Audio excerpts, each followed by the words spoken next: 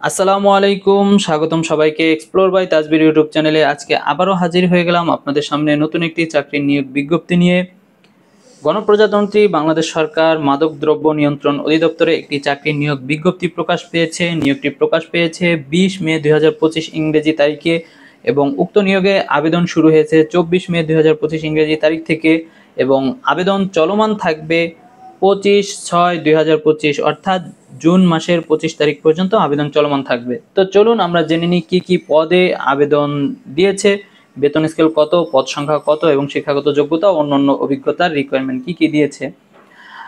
এখানে আসলে একটা মাত্র পদেই হচ্ছে আবেদন দিয়েছে, সেটা হচ্ছে যদি পদের নাম দেখি সিনিয়র স্টাফ নার্স বা স্টাফ। এখানে গ্রেড হচ্ছে 11তম গ্রেড, পদের সংখ্যা হচ্ছে 41টি।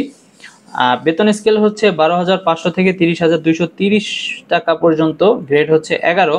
শিক্ষাগত যোগ্যতা যদি দেখি, কোনো স্বীকৃত বিশ্ববিদ্যালয় হইতে নার্সিং বিষয়ে স্নাতক ডিগ্রি বা কোনো স্বীকৃত প্রতিষ্ঠান হইতে ডিপ্লোমা ইন নার্সিং বা diploma in nursing science and midwifery সার্টিফিকেটে উত্তীর্ণ, অর্থাৎ আপনি যে কোনো স্বীকৃত বিশ্ববিদ্যালয় হইতে যদি নার্সিং করে থাকেন বা স্নাতক ডিগ্রি করে থাকেন এবং অথবা ডিপ্লোমা ইন নার্সিং করে থাকেন এবং বা মিডওয়াইফারি যারা আছেন ডিপ্লোমা ইন নার্সিং মিডওয়াইফারি, তারা সকলেই হচ্ছে উক্ত পদের জন্য আবেদন করতে পারবেন। খ নাম্বার হচ্ছে বাংলাদেশ নার্সিং ও মিডওয়াইফারি বা কাউন্সিল কর্তৃক নিবন্ধিত। বাংলাদেশ নার্সিং ও মিডওয়াইফারি কাউন্সিল থেকে অবশ্যই নিবন্ধিত হতে হবে। তো এটা হচ্ছে শিক্ষাগত যোগ্যতা। এবং আমরা যদি একটু নিয়মাবলী দেখি যে আবেদনকারীর বয়স 24 মে 2025 তারিখে 18 বছর থেকে 32 বছরের মধ্যে হতে হবে। বয়স প্রমাণের ক্ষেত্রে এফিডেভিট গ্রহণযোগ্য না, অর্থাৎ আপনাকে অবশ্যই জাতীয় পরিচয়পত্র থাকতে হবে। 2 নম্বর যদি দেখি, সরকারি বা আধা সরকারি স্বায়ত্তশাসিত প্রতিষ্ঠানে চাকরিরত প্রার্থীদের যথাযথ কর্তৃপক্ষের অনুমতি গ্রহণপূর্বক নির্দিষ্ট সময়সীমার মধ্যে আবেদন করতে হবে এবং মৌখিক পরীক্ষার সময় অবশ্যই উক্ত অনুমতিপত্র প্রদর্শন করতে হবে। অর্থাৎ আপনি যদি ইতিমধ্যে সরকারি চাকরিতে থাকেন বা আধা সরকারি অথবা স্বায়ত্তশাসিত কোনো প্রতিষ্ঠানে চাকরিতে থাকেন, অবশ্যই তাদের থেকে অনুমতি নিয়ে আবেদন করতে হবে। বা আবেদন অনুমতি না নিয়ে করলেও আপনি যখন ভাইভাতে যাবেন তখন অবশ্যই যে অনুমতিপত্রটা আপনাকে এখানে শো করতে হবে। ঠিক আছে, তো এই হচ্ছে একটা বিষয়। এখানে আরও বেশ কিছু বিষয় আছে যেগুলো নিয়ে আসলে কথা বললে সব কিছু মাথার উপর দিয়ে যাবে, বা একটু সময় করে পড়লে হয়তো আপনি আরও ভালো বুঝবেন। এখন আমরা আসলে অত কথা না বলে বা ভিডিও বড় না করে আমরা মূল পয়েন্টগুলো জানি। আমরা যদি একটু দেখি, এখানে হচ্ছে লেখা আছে যে আবেদনপত্র পূরণ সংক্রান্ত শর্তাবলী, সেটা হচ্ছে পরীক্ষায় অংশগ্রহণ করতে ইচ্ছুক প্রার্থীগণ http://dnc.teletalk.com.bd এই ওয়েবসাইটে গিয়ে হচ্ছে আবেদনপত্র পূরণ করবেন এবং আবেদন পূরণ ও পরীক্ষার ফি জমা শুরুর তারিখ, যেটা কিনা আমি জানিয়ে দিয়েছি যে 24 মে থেকে আবেদন শুরু হয়েছে এবং আবেদন চলমান থাকবে হচ্ছে জুন মাসের 26 তারিখ পর্যন্ত বিকাল 5টা অবধি। তো এখানে আরেকটু লেখা আছে, উক্ত সময়সীমার মধ্যে ইউজার আইডি প্রার্থীগণ অনলাইনে আবেদনপত্র সাবমিটের সময় থেকে পরবর্তী 72 ঘন্টার মধ্যে SMS এর মাধ্যমে পরীক্ষার ফি জমা দেবেন। অর্থাৎ আপনি যখন আবেদন করবেন, আবেদনের পর থেকে 72 ঘন্টার মধ্যে অবশ্যই আপনার আবেদনের ফি জমা দিবেন, না হলে কিন্তু আপনার আবেদন বাতিল বা গ্রহণযোগ্য করবে না। আচ্ছা, অনলাইনে আবেদনপত্রে প্রার্থী তার স্বাক্ষর দৈর্ঘ্য প্রস্থ 300/80 পিক্সেল ও রঙিন ছবি দৈর্ঘ্য 300/300 পিক্সেল করে নির্ধারিত স্থানে আপলোড করবেন। অর্থাৎ আপনি যখন আবেদন করবেন, যদি নিজে আবেদন করেন তাহলে আপনার ছবি স্কোয়ার থাকতে হবে, যেটা কিনা 300/300 পিক্সেলের হইতে হবে, আর আপনার যে সিগনেচার সেটা হচ্ছে 300/80 পিক্সেলে রাখবেন, রেখে আবেদনপত্রে আপলোড করবেন।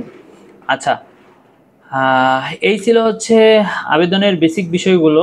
এখন আমরা যদি একটু দেখি যে আবেদনের ফি কত এবং ফিটা কিভাবে জমা দেওয়া যায়, তাহলে এখানে দেখবেন যে এখানে লেখা আছে যে অ্যাপ্লিকেশন কপিতে একটি ইউজার আইডি নাম্বার দেওয়া থাকবে এবং উক্ত ইউজার আইডি নাম্বার ব্যবহার করে প্রার্থী নিম্নোক্ত পদ্ধতিতে যে কোনো টেলিটক প্রিপেয়ার্ড মোবাইল নাম্বারের মাধ্যমে 2টি SMS করে পরীক্ষার ফি বাবদ 150 টাকা, সার্ভিস চার্জ বাবদ 18 টাকা, মোট 168 টাকা। অর্থাৎ আপনি যখন আবেদন করছেন, আপনার আবেদন ফিটা 1 নম্বর পদ বা একটাই তো পদ, এই আবেদনের জন্য আপনাকে 168 টাকা ফি জমা প্রদান করতে হবে। তবে অনগ্রসর নাগরিক পরীক্ষার ফি বাবদ 50 টাকা, অর্থাৎ যারা ক্ষুদ্র নিগোষ্ঠী আছেন বা তৃতীয় লিঙ্গের আছেন তাদের জন্য হচ্ছে 50 টাকা এবং টেলিটক সার্ভিস হচ্ছে 6 টাকা, মোট 56 টাকা জমা দিতে হবে 72 ঘন্টার মধ্যে। যদি 72 ঘন্টার মধ্যে না দেন তাহলে এখানে লেখা আছে যে সাবমিট আবেদনপত্রের সকল অংশ পূরণ করে সাবমিট করা হলেও পরীক্ষার ফি জমা না দেওয়া পর্যন্ত অনলাইনে আবেদনপত্র কোনো অবস্থাতেই গৃহীত হবে না। এটা এখানে আমি যেটা আগেই বলে দিয়েছি। তো এটা ছিল হচ্ছে ফি সম্পর্কে। এখন আপনি যদি এসএমএস ফিটা কিভাবে দিবেন সেটা যদি একটু দেখেন, সেটা হচ্ছে আপনি অ্যাপ্লিকেশন করার পরে আপনার টেলিটক সিম থেকে মেসেজ অপশনে যাবেন, গিয়ে ডিসক্রিপশনে লিখবেন হচ্ছে ডিএনসি স্পেস লিখে আপনার অ্যাপ্লিকেশন কপিতে একটা ইউজার আইডি দিবে, ওই ইউজার আইডি লিখে 16322 নাম্বারে পাঠিয়ে দিবেন এবং আপনাকে একটা ফিরতি এসএমএসে তারা বলবে যে আপনার পদ অনুযায়ী কত টাকা তারা আপনার কাছ থেকে কেটে নেবে এবং সেটাতে আপনি এগ্রি কিনা, দেন আপনাকে একটা পিন ও পাঠিয়ে দিবে। আপনি যদি এগ্রি থাকেন সেকেন্ড এসএমএসে আপনি আপনার মেসেজ অপশনের ডিসক্রিপশনে গিয়ে ডিএনসি লিখবেন, দেন হচ্ছে ইয়েস লিখবেন। লেখার পরে আপনি আপনার যেই পিনটা দিয়েছিল আগের এসএমএসে ওই পিনটা লিখে আপনি হচ্ছে পুনরায় 16322 নাম্বারে পাঠিয়ে দিবেন। পাঠানোর পরে আপনাকে পুনরায় একটা ফিরতি এসএমএস দিবে, কংগ্রাচুলেশন জানাবে এবং একটা ইউজার আইডি, ওই ইউজার আইডি এবং পাসওয়ার্ড দিবে। সেই পাসওয়ার্ড এবং ইউজার আইডি আপনি সংরক্ষণ করে রাখবেন, পরবর্তীতে যখন আপনি অ্যাডমিট কার্ড ডাউনলোড করবেন তখন এটা কার্যকর হবে। তো এই ছিল হচ্ছে আমাদের আজকের ভিডিওর বিষয়বস্তু। এতক্ষণ ধৈর্য সহকারে আমাদের ভিডিওটি দেখার জন্য সবাইকে অসংখ্য ধন্যবাদ। সবার কাছে একটা অনুরোধ, যারা আমাদের চ্যানেলটি সাবস্ক্রাইব করেন নাই অবশ্যই সাবস্ক্রাইব করে দিবেন এবং চাকরির সকল নিয়োগ বিজ্ঞপ্তি সবার আগে পেতে অবশ্যই আমাদের চ্যানেলটি সাবস্ক্রাইব করে বেল আইকন বাটনটি ক্লিক করে দিবেন। তো দেখা হবে আবারও নতুন কোনো ভিডিওতে। ততক্ষণ সবাই ভালো থাকবেন, সুস্থ থাকবেন। আসসালামু আলাইকুম।